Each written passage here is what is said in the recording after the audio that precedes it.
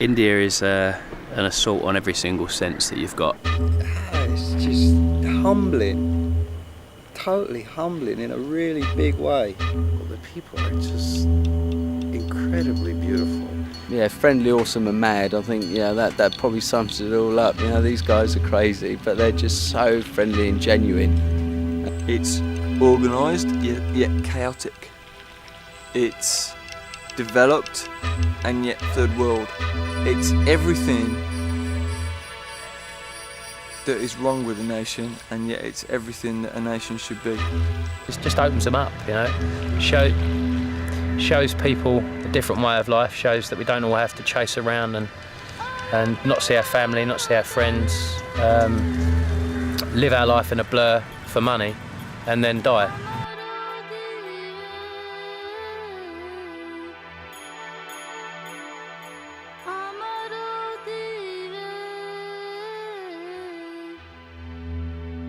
The main reason for being on the trip is the fact that I've never raised any money for charity, I've never ridden an Enfield, and I've never been to India. So I think it's giving people a chance to do something absolutely extraordinary that they'll never get a chance to do.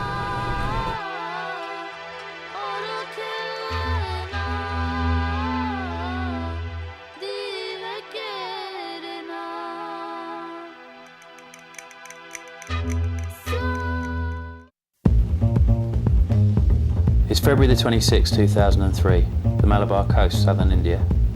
2 years planning is about to be put to the test. An entourage of 90 bikers, medics, mechanics, ambulances, jeeps and trucks are waiting nervously. Enduro India is about to begin. 2,000 kilometres of dense jungle roads, high mountain passes, arid deserts and anarchic cities lie ahead of us. In this film we do our best to explain the dramas of the annual Enduro India motorcycle rally, to give you an insight into what is currently the biggest group motorcycle event on the planet. Inevitably the rally is going to be tougher on some of you than others. So we'd like those of you with more advanced skills and more experience of riding India just to look out for those that haven't got it. I promise you that you are going to see some of the worst driving that you've ever seen in your life. Traffic lights, if there are a few traffic lights, please remember that green means go. So does red. so do be careful with that one. There is a serious risk of crashes, and we need to make it clear to people this is part of the reason you guys have been involved, because it's an endurance test, because it's a challenging rally, etc. And again, I don't want to freak you guys out, because if you ride cautiously and progressively, you'll be okay, but just to be aware of that. Might is right on the Indian roads. The bigger the vehicle, the more right of way you've got, regardless of where you are on the road and what you're doing. Now we're on little bikes, and believe me, when you're in a truck, these things are like 5 or 6 feet below your wheels, so bear that in mind. Accommodation, you know now, it's 4 to a room. Pretty much wherever we go, it's going to be the same. Some might slightly less, some might slightly more. Just get on with it, yeah? I think you can all do that. That's it.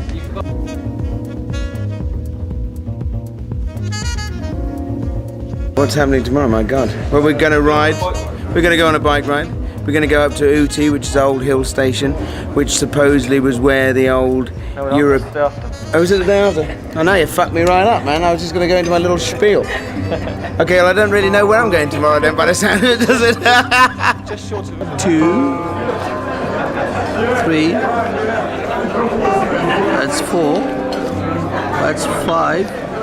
Oh, we got day 6 and day 7. Shit. A bit longer than I anticipated then. 5 o'clock up, 5:30 breakfast, 7 o'clock leave. 6 hours or 8 hours riding with a lunch stop wherever we feel like it. I thought it was 5 days, not 7. I thought 2 days by the pool, you know. But no, it's not going that way. 190, then 250, then 220 k's, 190, 110, oh man, 180. 9 to 10 hours on the last day. Do you know what, they really have no idea what they're getting themselves into. You know, they've just gone around Calicut and they've poodled around the town and they've got all excited about that. It's just going to blow their minds, totally. You think we're packing to go tomorrow? We're packing to. We're go doing a home. Lego tonight. We change our flights. We're out of here.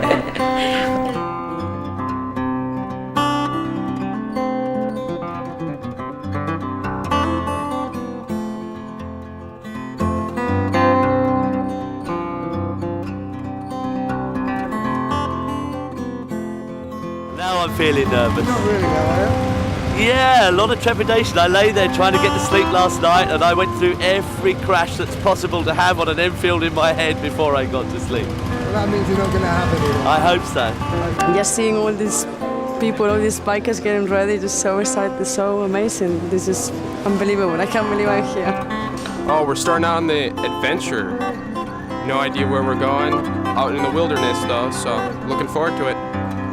I'm absolutely cacking myself. Really excited.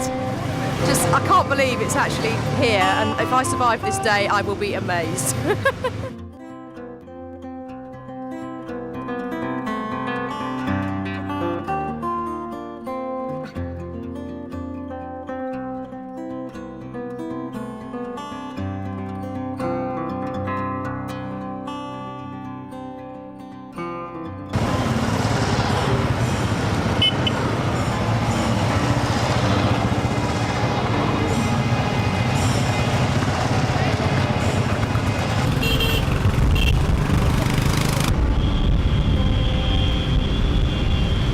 The roads here are the most extraordinary roads you have ever seen anywhere in the world.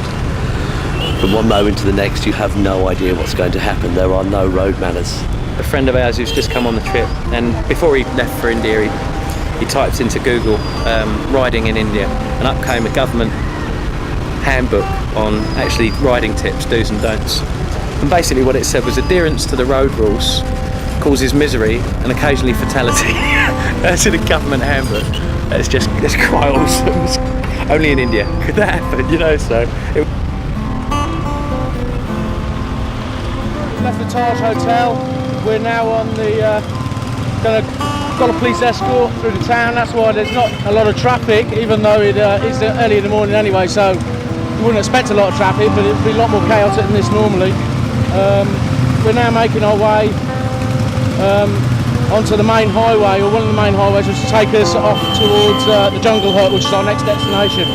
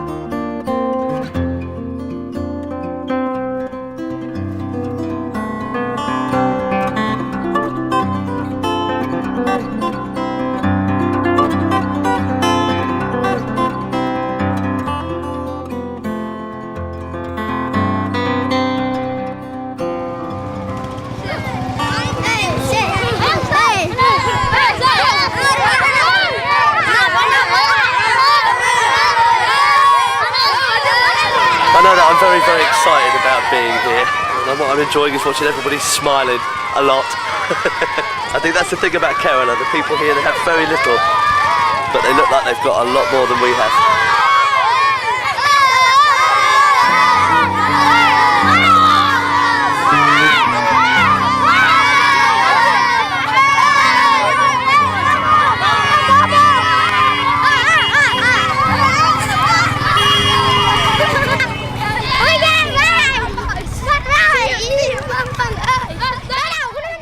Getting out of town this morning was the real big hurdle. Once we'd done that, I think it was plain sailing. I mean, it's tough, and I've never seen traffic like it in my life. At one stage, we had 3 tuk-tuks side by side going up a road that really wasn't wide enough for 2. But fortunately, we were behind them, not in front of them, so it wasn't too much of a problem. But it is just unbelievable. But eventful, shall I say? It's a lot better than I thought it was going to be honest. Getting out of the cities and that also makes a difference. You go faster, but then of course when you go faster you have to slow down a lot quicker. So no, it's been eventful and it's good fun. Good fun.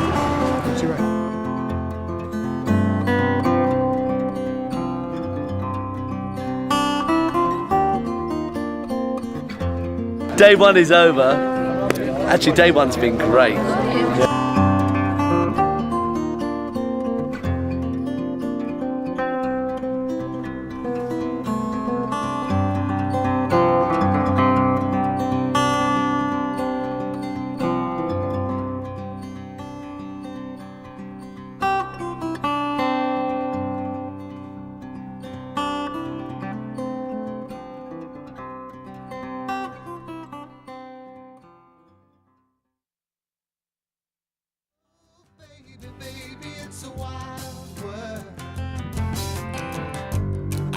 Remember you like a child, girl.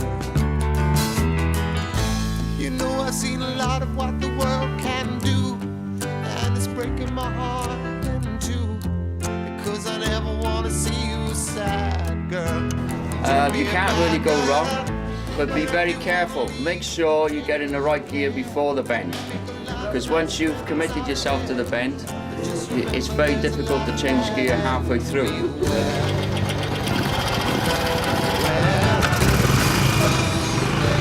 Now that's embarrassing, isn't it? No, it's broken, it won't work. We're going to stop at the tea hut, we'll wait for all the bikes and the jeeps and everything. Yeah. We're then going to go down into Ooty, up to Charing Cross, well you know the Kunda Road, and that little T junction there, we're going to stop again there. And then we're going to stop again at the cricket pitch up by the engineer's office by the sign for Gedai. Okay. But we'll all stay together. Yep. Allegedly.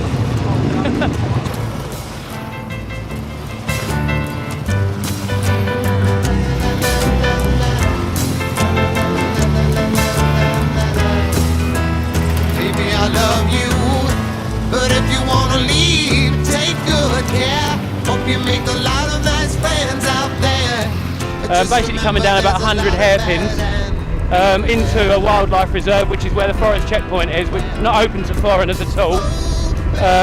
Once we come out of that, we already feel like we've done a day's ride, and then we've got another 150 kilometres to do after that.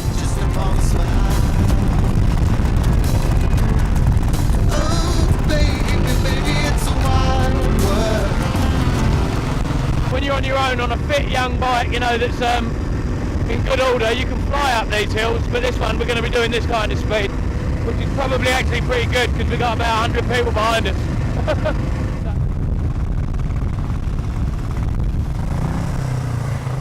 Oh, Simon! Come on, come on, come on!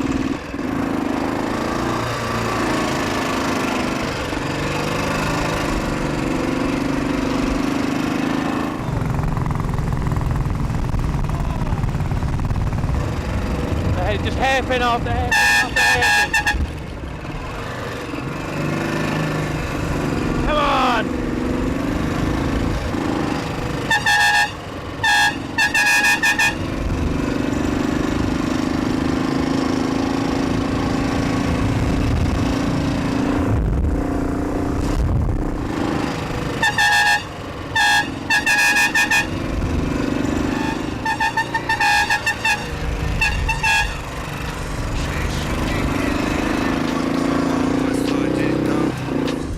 road generally, and there's literally no cars on it. There's lots of wildlife, beautiful eagles, wonderful riding. I mean, I reckon it's got to be one of the best roads on the planet to ride a bike on.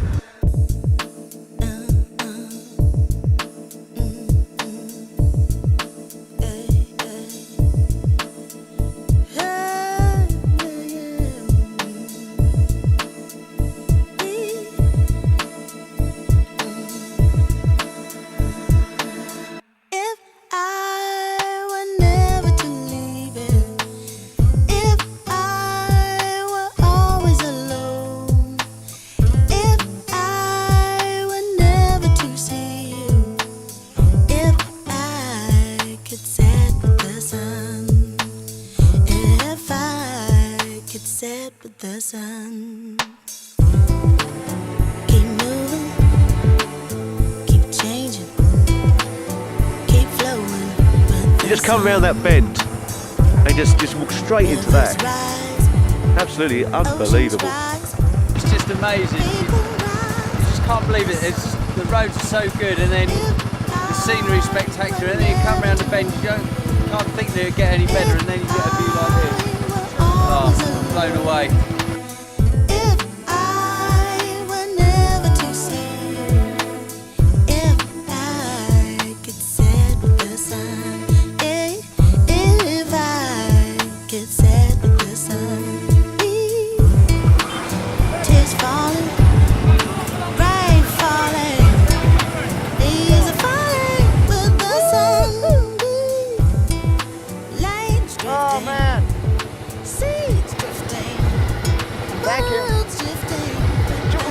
A bike, 5 rupees. Oh my God.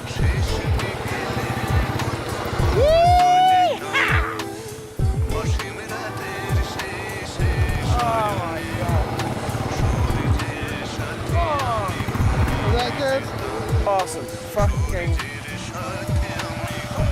Wow, there's been so many accidents today. I mean, a lot of people have heard themselves quite superficially. I mean, it's been some serious roads, and as I said earlier, I mean, anybody who's just passed their test, whether it be male or female, and come to do this have got some fucking big bollocks. It's kind of interesting taking something with that little horsepower up roads like that. Outrageous. We're just going along because there are 2 of us on the bike. Although there's not that much weight in the back. Although we're very light, a little bit extra weight. The bike's hacking it in first all the way. And it just conked out, but we just chilled and waited for a mechanic, and he came. So we made it.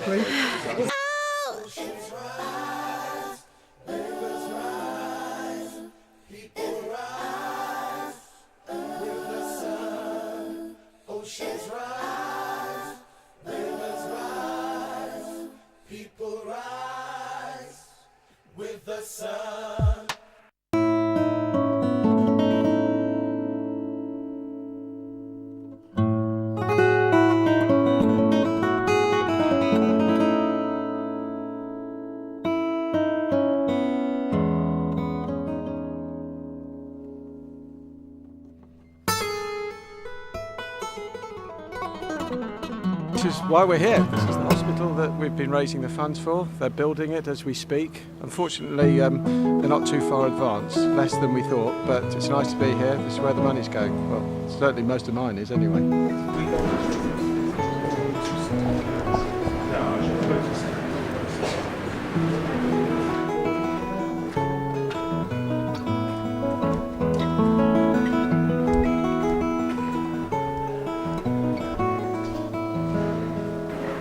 What sort of patients are these? I mean, they're not all cancer patients, are they, or are they? Most probably the patients will be cancer patients. Right. But other cases also coming, peripheral vascular disease, HIV cases. Right, oh, and then hemiplegia. Right.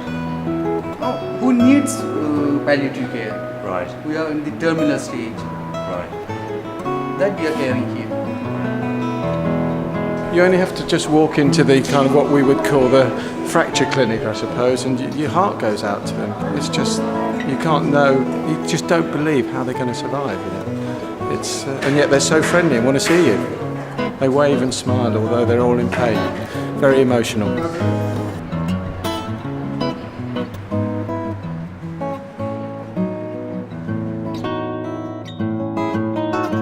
nice to see where some of the money's going, I think. It was obviously not very nice to see the suffering there, the people there, and it's quite humbling when he said that it costs 30 rupees a day. What's that? About 20p to keep somebody for a day. You know, something like that. He said. I think it was 30 rupees a day will keep somebody for. You know, that's how much it cost them.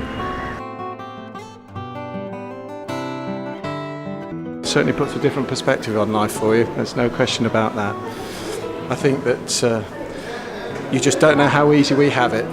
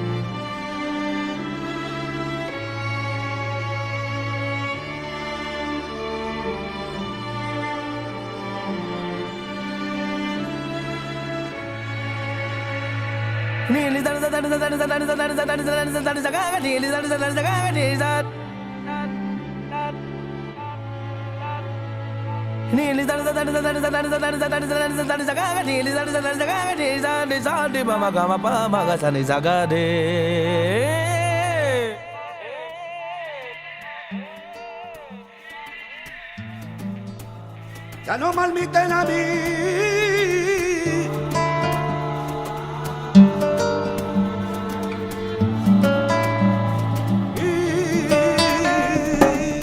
Saga pa ma pa ga, ga ma pa ga, ga pa ma sa ni ni. Saga pa ma pa ga, ga ma pa ga, ga pa ma sa ni ni.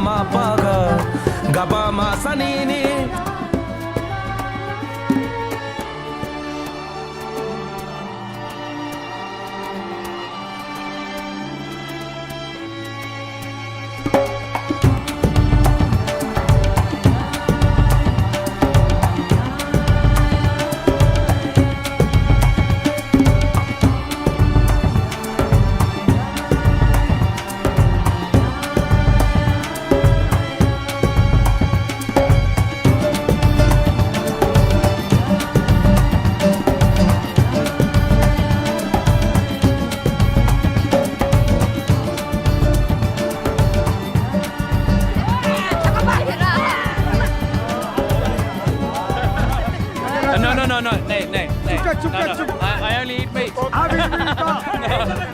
No, I only have beef steak. No. Please no.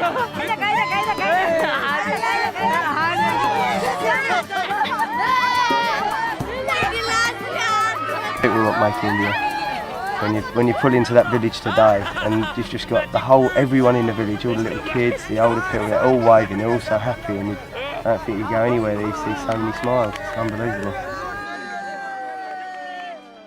Yeah, kind of step back from your whole little bubble that you're in, in the States where, spending money, everything like that, and makes me want to contribute a lot more, kind of do a lot more. I couldn't believe how friendly they were. Jeez, how do you be so happy? What's their secret? Why are they different to us? That's mental, absolutely mad. Just so pleased to see someone who isn't like them. Whereas you look at the people in the West, and it's all about people who aren't like us. We don't like them. It's incredible, absolutely incredible. Man, yeah, when you see these people and they really do welcome you and they absolutely mean it, and there's no hidden agenda, they're not trying to get anything out of it, they're just like totally utterly truthful to what they say and mean. It's like that's amazed me.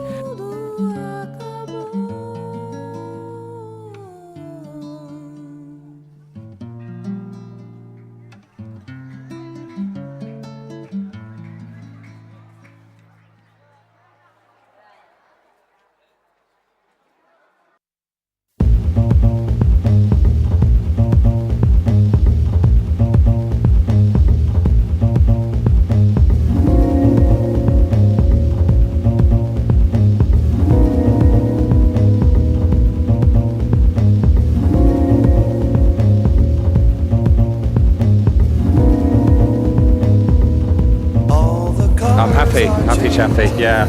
And 2 days to go after this, which is a bit sad because suddenly it's going to be over, but everyone's happy and we've got this far, so I think it's going to be alright.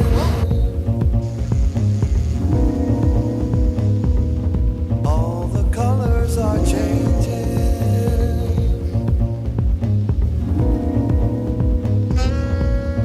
Autumn is here. First guy we've seen that hasn't given us a wave and gave us a finger. Oh, got it. A little bit of negative reaction. Most people just smile and are happy to see us. And occasionally, it's not really that surprising given the state of world politics that there's a few people that don't want to see Westerners enjoy themselves. Generally, people like us being here.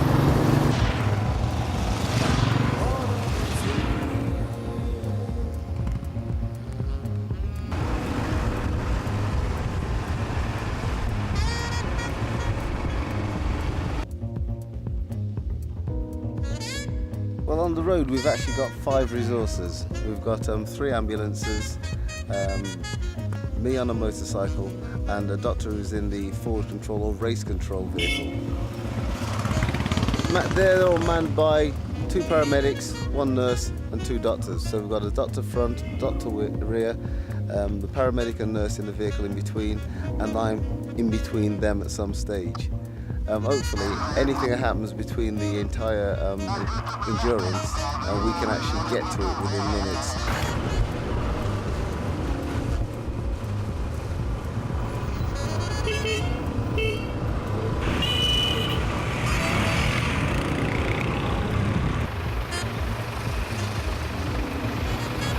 Sometimes, like we just did back there, ride alone and just see the road in front and take your own pace.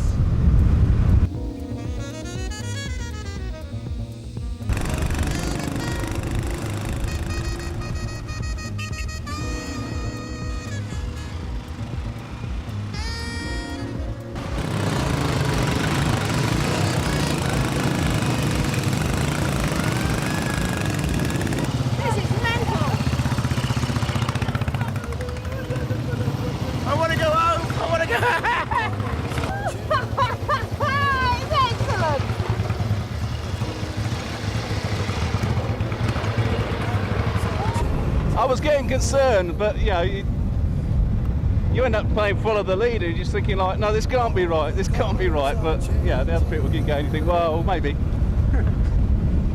We're all sheep.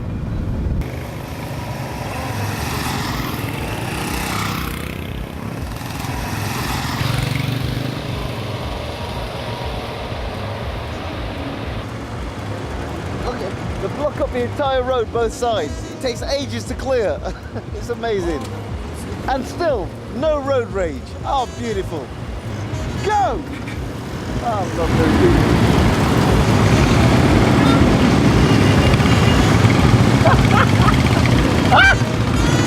Come, my son, get in there.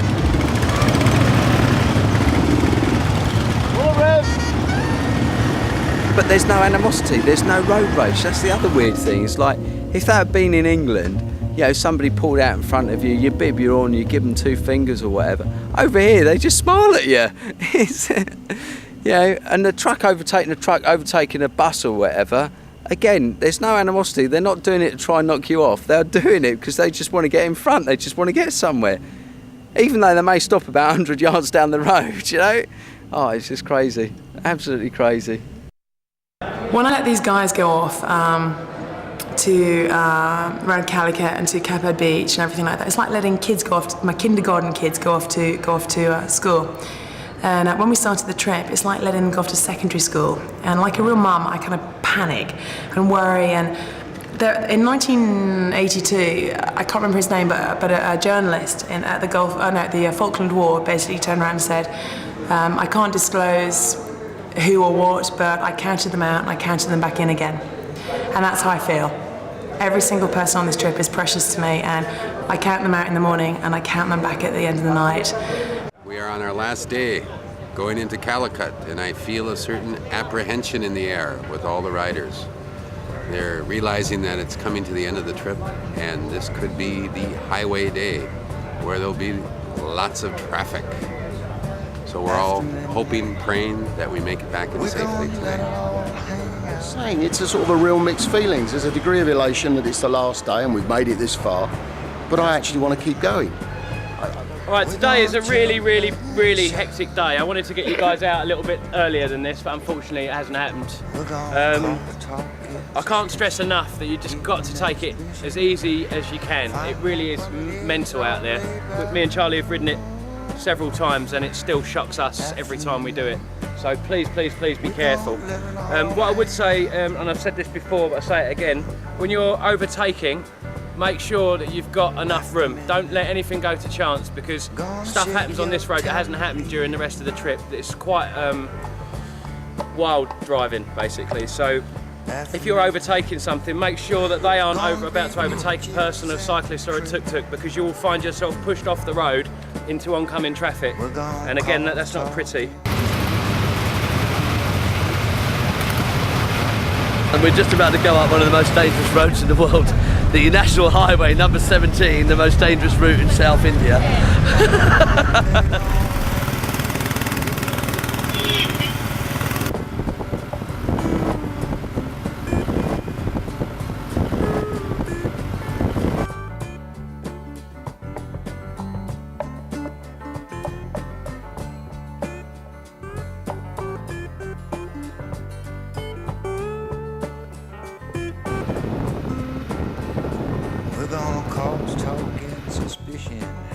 It can be likened by way of analogy to the caste system in India. The buses, the Brahmins, the priests, they're allowed to go anywhere, they stop, they pull out, do what they want, nobody can touch them. The next caste down is the trucks. It's a bit slower, but they're the warrior class. They just plod on, you know, they just battle on. Then you have the cars, different levels of cars depending on size, and they get priority on the roads accordingly depending on their size. And then outside of the caste system, the scheduled classes, the untouchables, the Dalits, those are the bikes. You know, with downtrodden people, you get shunted off the road, you get shunted onto the other side of the road. Nobody cares about you. But the people, we've survived, and they will. Bones sinking like stones, all that we fall for. Homes, places we've grown, all of us are done for. 5 kilometers to end. Okay? Okay. It is 5 kilometers to Calicut. 4 kilometers to Calicut. 2 kilometers. Calicut 6 kilometers. Calicut 60 kilometers.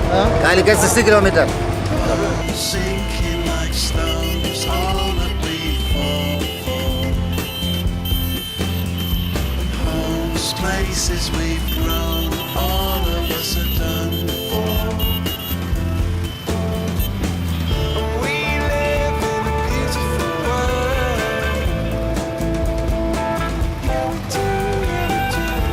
We live in a beautiful world.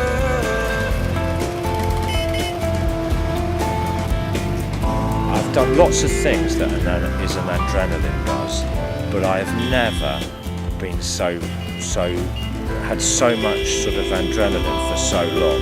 I mean, there was every minute of that road required 100% utter concentration, you know. It somehow just keeps moving, whether it's the left side of the road, the right side of the road, in the dirt, whatever. It just keeps moving. It's just like a river.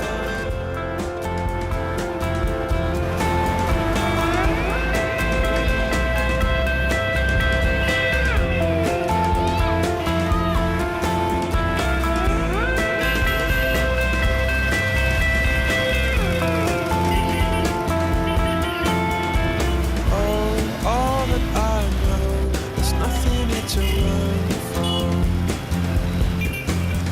'Cause yeah, everybody here's got somebody to lean on.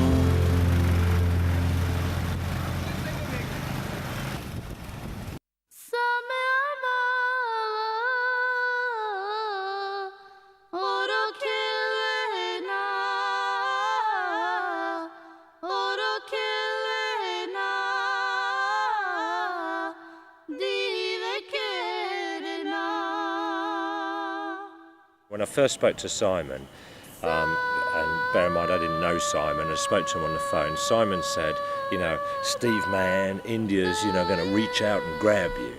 You know, well I thought what a load of arty-farty bollocks, to be quite frank. You know, I'm not into that sort of thing, but it does reach out and grab you. It really does, and I can't define it. I can't define what it is, but it does. It's like a big hand comes out and grabs you, and there's a certain feeling about this country. And I'll be back here. I'll be back here with my family. It touches you. It touches your heart, and it makes you think, and it makes you get things into perspective. And it's a bit of a reality check, really. They've got so much pride in themselves. And it doesn't matter, you know, they're not roaring around in cars. Most of them haven't got any transport. It's just really mad. The overwhelming impression that I've come away with is of people who are generally content, and very friendly, and very helpful, and very interested. What is it? I mean, the country should be like a mess. It should just be a mess. If anything I take back from this trip is the fact that they're so happy with what they've got in life, and at the end of the day, who gives a shit about your 28-inch widescreen TV or your new car or whatever. Pierce said a really good thing to me. He said that he comes back as a reality check, and I think that sums it up. You know, you really know now what's important in life and what isn't, and for me, that's what I'm going to take back from this trip. I mean, I know it's not all like that, and it's easy to paint this like romantic picture about India, but it's the smiles and the waves and the cheerfulness of the people. It's wonderful.